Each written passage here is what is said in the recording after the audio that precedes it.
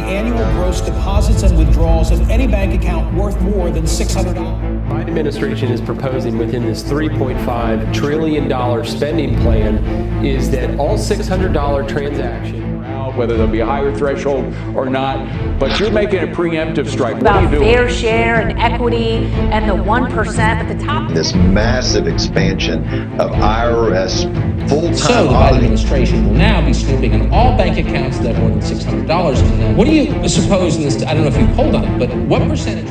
Nebraska State Treasurer says they're not going to comply with it, and they're going to take it as far as the Supreme Court if sued by the administration. Nebraska State Treasurer John Moranti joins us now. Sir, thanks for being here. I guess I'm just curious what the benefit would be to the IRS knowing if I purchased a refrigerator. There's no benefit to the federal government. It's an intrusive invasion of privacy. It's unprecedented in American history, and we're going to fight it all the way. 24 state financial officers who signed a letter of protest to Yellen and President Biden. The letter says the proposal would give the IRS, quote, unprecedented and unconstitutional power to peer into law-abiding citizens' private financial accounts and would be one of the largest infringements of data privacy in our nation's history. Joining me now is the Nebraska State Treasurer, John Moranti, who is also the chair of the Nationwide State Financial Officers Foundation. Mr. Treasurer, you just heard from the Treasury Secretary. What do you say in response to her argument? Well, part of the problem that we have right now is the language isn't in the bill. What we're hearing is politicians in Washington, D.C. discussing amongst themselves and through the media what they're planning on proposing. All around, it's just a terrible process. It lacks any transparency, and it needs to be stopped. I want to introduce the state treasurer for West Virginia, Republican Riley Moore. Great to have you back on the program. We are not going to comply.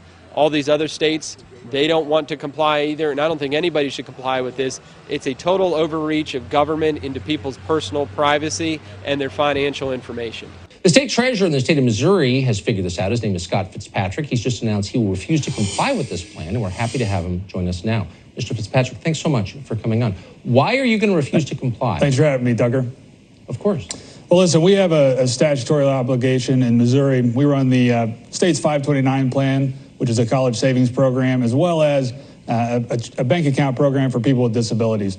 And Missouri law protects that information, and it says essentially that we're supposed to keep that information private and not turn it over to anybody, much less the federal government. And we're going to continue to fight this. If it goes to court, we'll fight it in court. If we have to take it to the Supreme Court, then that's what we'll do. This is one of the most unprecedented examples of an invasion of privacy in the history of our country. Honestly, 3 weeks ago, I never would have thought as state treasurer I'd have to be fighting back against an idea as bad as this. This creates an audit of people that haven't even shown that they've done wrong. It's just a gross overreach of privacy. John Moranti, thank you for being here. I appreciate your time. Scott Fitzpatrick, a very smart state treasurer. I appreciate your coming on tonight. Sir, John Moranti, thank you so much for joining us. Appreciate your time.